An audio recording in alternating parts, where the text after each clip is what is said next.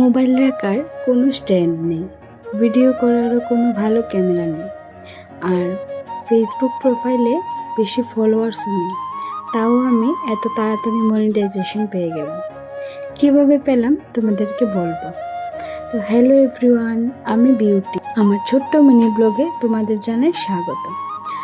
তো দেখো, আমি ভোর 4টের সময় ঘুম থেকে উঠে পড়লাম আজকে, কারণ আজকে মা চলে যাবে মাসির বাড়িতে।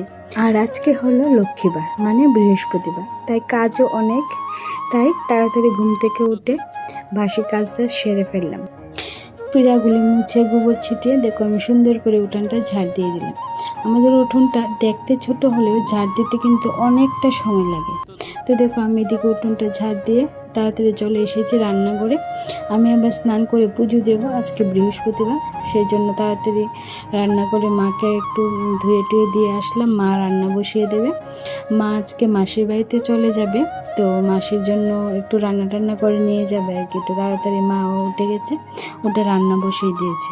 আর আমি এদিকে দেখো ঘর ঝাড় দিয়ে ঘরটা মুছে নেব, কারণ আজকে তো লক্ষ্মীবারে তো ঘরদোর সব পরিষ্কার করতে হয়, মুছতে হয়। আমি মুছি প্রত্যেক দিনই, একদিন বাদে বাদে প্রত্যেক দিনই মুছি। তো দেখো এদিকে আমি ঘরটা মুছে ফেললাম তাড়াতাড়ি করে, আবার স্নান করতে হবে।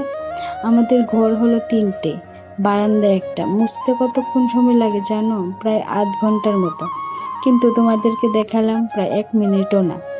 যেরকম স্পিডে দেখছো কাজ করছে, আসলে কিন্তু আমি এরকম স্পিডেই করি, মানে একটু কম হবে, কারণ তাড়াতাড়ি সারতে হবে। আবার ছেলে উঠে গেলে তো কাজ সেই লো হয়ে যাবে কাজের স্পিড, সেই জন্য তাড়াতাড়ি করে ফেললাম। কারণ ও উঠলে ওর পিছনেই একজন লাগে, সেই জন্য তাড়াতাড়ি উঠে আমি আর মা দুইজনই কাজগুলি তাড়াতাড়ি সেরে নিই।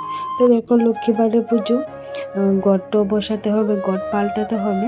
আর এমনিতেও সকাল সকাল পুজো দিতে আমার ভালোই লাগে, শুধু অনেক সময় কাজের জন্য দিতে পারি না। সকালে আমাদের কাজের চাপটা বেশি থাকে, বাবা চলে যায় কাজে, ও আমার বর চলে যায় কাজে, তো ওদেরকে তাড়াতাড়ি 9টার মধ্যে রান্না করে দিতে হয়, সেই জন্য একটু চাপ থাকে। তো তাও আমি চেষ্টা করি যেন সকালে পুজোটা দিয়ে দিতে পারি। সকালে পুজো না দিলে দুপুরের দিকে আবার অনেক অসুবিধা হয়ে যায়। অধিরাজের খাওয়া, স্নান করানো, ঘুম পাড়ানো সবটাই অসুবিধা হয়ে যায়, সেই জন্য আগে আগে পুজোটা দিয়ে নিই সকালবেলায় উঠে। তো দেখো তোমাদের সাথে কথা বলতে বলতে এদিকে আমার পুজো দেওয়া শেষ হয়ে গেছে, আর আমি পুজো দিয়ে চলে আসলাম রান্নাঘরে। এসে দেখি মা রান্না করে ফেলেছে, আর ডালটা শুধু আমি করব। তো ডালটা দিকে বসিয়ে দেবো, আর আমার ছেলের খাবারটাও করে নেব। ও উঠে পড়েছে ঘুম থেকে, দেখতে পারছো মার কোলে, তো ওর জন্য খাবারটা করে নিচ্ছি। দেখো মা আজকে রান্না করেছে পাবদা মাছের ঝোল, ডাল, কচুর শাক, উচ্ছে ভাজা, তারপর আলু ভাজা। তো সব কিছু রান্নাবান্না কমপ্লিট করে আমি এদিকে চলে আসলাম বাসনগুলি ধুইতে। বাসনগুলি ধুয়ে ঘরটা পরিষ্কার করে নেব সুন্দর করে। তো দেখো মনিটাইজেশন পেয়েছি আমি খুব অল্প সময়ের মধ্যে। কি বলবো তোমাদের, 2 মাসও হয়নি। সত্যি তোমরা এত ভালোবাসা দিয়েছো, আমি 2 মাসের মধ্যেই আমি আমার মনিটাইজেশন পেয়ে গেছি। এত খুশি হয়েছি, মানে কি বলবো। তো তোমরা আমাকে এভাবেই সাপোর্ট করবে। তো দেখো ধৈর্যই হলো মূল কথা, ধৈর্য ধরে তোমাকে কাজ করতে হবে। যদি ফেসবুকে তুমি মনিটাইজেশন পেতে চাও, তাহলে তোমাকে ধৈর্য ধরেই কাজ করতে হবে। দেখো সারাদিনের রুটিন তো শেষ, কাজ বাসও শেষ, তো এরকমভাবে আমার একটা দিন শেষ হলো খুব ভালোভাবেই।